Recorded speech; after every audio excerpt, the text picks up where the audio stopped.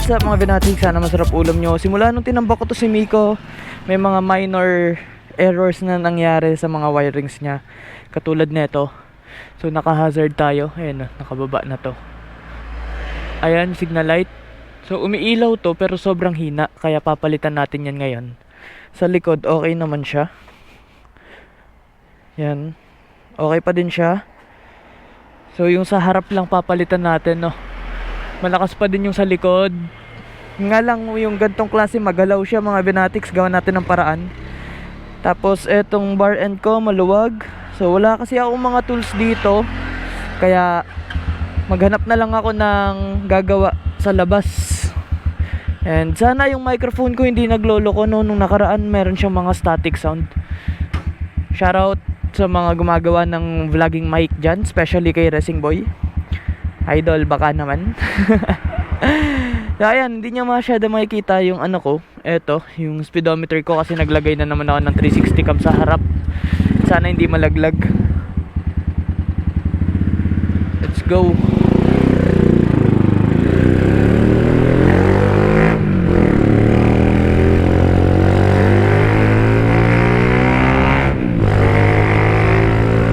Maghahanap ako ng shop na magagawa ng ano natin, magagawa ng signal light natin. Also baka ipa-change oil ko na rin si Miko kasi since nga nung ginamit ko siya ulit, meron na siyang 148 dito.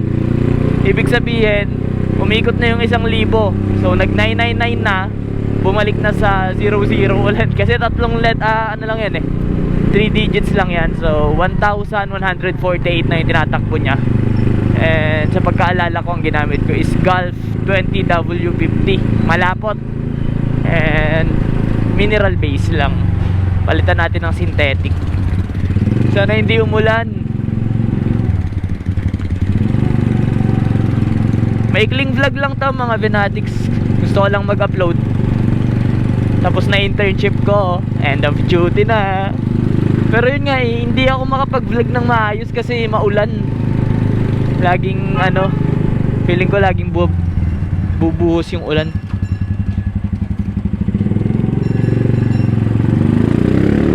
May isa pa pala akong ipapagawa dito kay Miko, and sana meron sila, which is etong sa preno banda.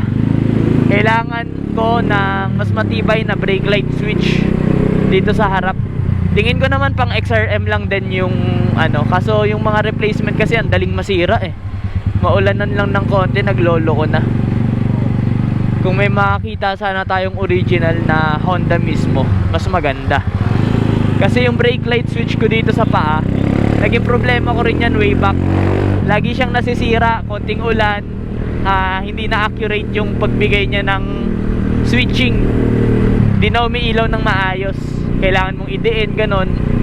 Tapos pag sobrang diin naman, nawawala. So nagpalit ako ng e-power. Shoutout kay Joshua na nag-convert. E-power yung brand niya, pero pang Yamaha SZ sa pagkakaalala ko. So converted lang lahat, may mga diskarte lang na ginawa. And so far so good, sobrang tibay niya. Pero ito nasa brake lever ko, hindi ko siya gusto. Kasi nagloloko-loko. Minsan kailangan sobrang diin, minsan kailangan hindi madiin para umilaw siya. Sobrang halaga pa naman para sa akin ng brake light kasi gusto ko na no-notify yung nasa likod na sasakyan or motor na pipreno ako. Bukod na lang yung ingay ng motor ko na maririnig mong magde-decelerate ako, mas gusto ko pa rin yung may visible na pipreno ako, lalo na sa mga magagandang kotse ngayon. Wala nang naririnig sa loob ng cabin. Tapos ano pa ba? So far wala na rin naman. Problema ko na lang tong ulan. Shit, mambo na. Kailangan ko makahanap agad-agaran ng shop. Tingin ko dito meron Overtake ako, medyo maingay to guys.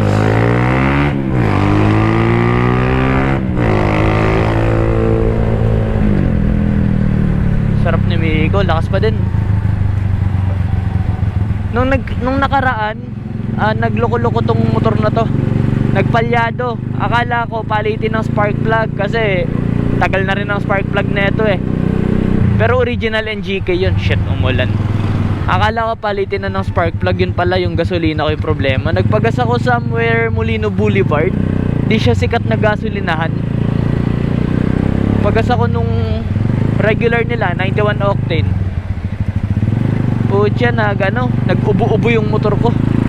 Pero nung nagpagas ako sa Shell ng 97 Racing, kasi gusto ko nga malinis, since may mga additives na maganda yung mga high performance gasoline. Hindi ko kailangan ng octane level. Ang kailangan ko dun sa 97 is yung additives na kasama niya. So nagpagas ako ng ganun, bumalik sa Alindog, gumanda yung arangkada. Tapos nagpagas ulit ako sa Sea Oil naman, yung 97 din nila.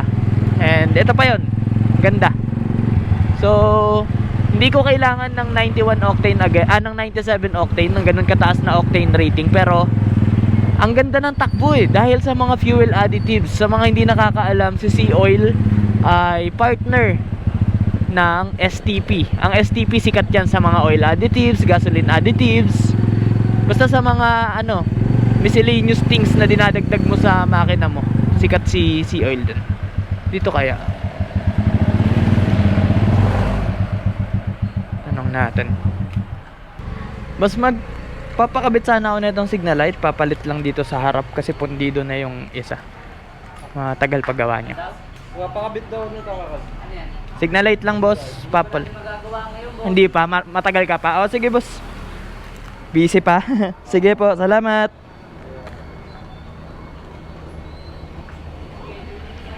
Sige, boss.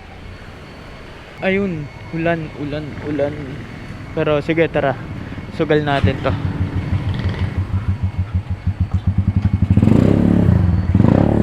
Hanap tayo dito banda. Visors down.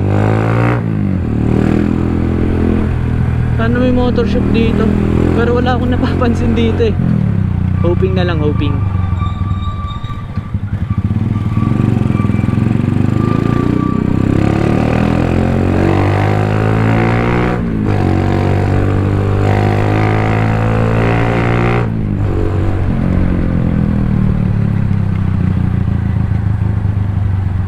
Motor shop ba to? Hindi, nakaparadang motor lang Anyways, balikan ko kayo pag may nahanap na ako. So si boss kasi may nakaschedule daw sa kanya, so hindi magagawa.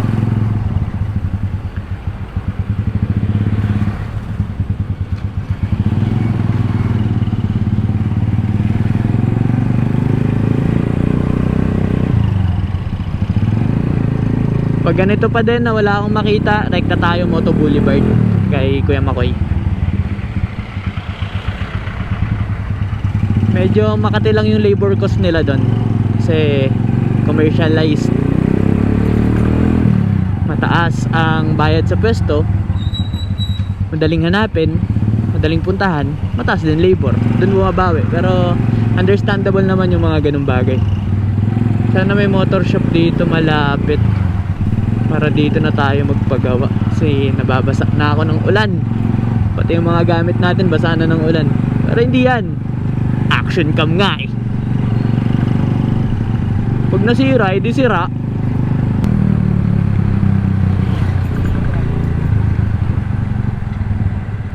Huy, mabangga ka, saan ka natingin?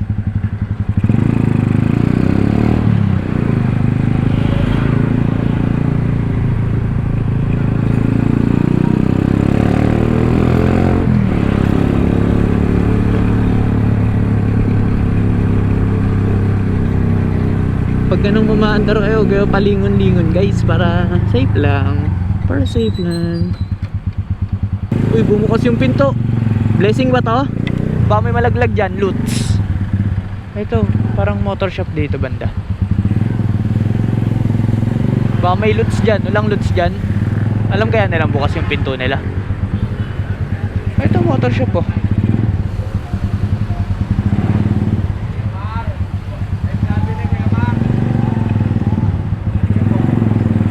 Papakabit lang signal light, sir. Please. Hoy. Please. Apagawa. 360 to kuya, 360 Ah, apa. Please. Uy. Eto boss, Ay, yung ano? pareho lang din yan, kaso pundi na kasi yung isa. Yo, what's up? So next shop tayo. Medyo mahal yung singil nila doon. Pag daw kasi dala yung pyesa, may patong siya. So sinisingil niya sa akin 450 para mag-tap ng dalawang wire. Eh presyo nila yon, pero tanggihan na lang natin.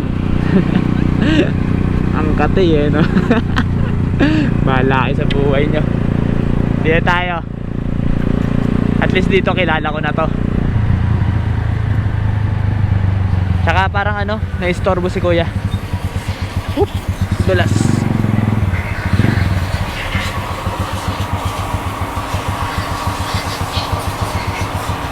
Pre, busy ka?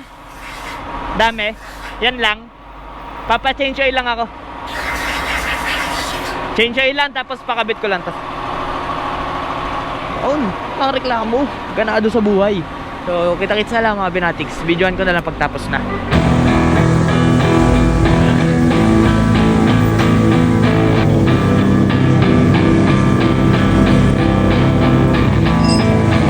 Pre, salamat ah. Thank you, thank you.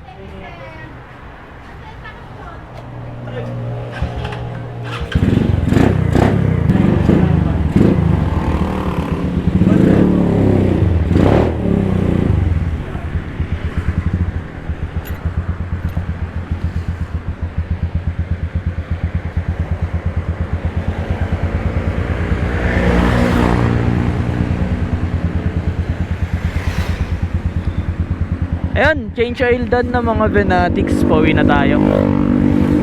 Nagana pa pala yung signal light, di ko na pinapalitan. Napulbos lang yung wire niya mga Venatics, kaya ganun.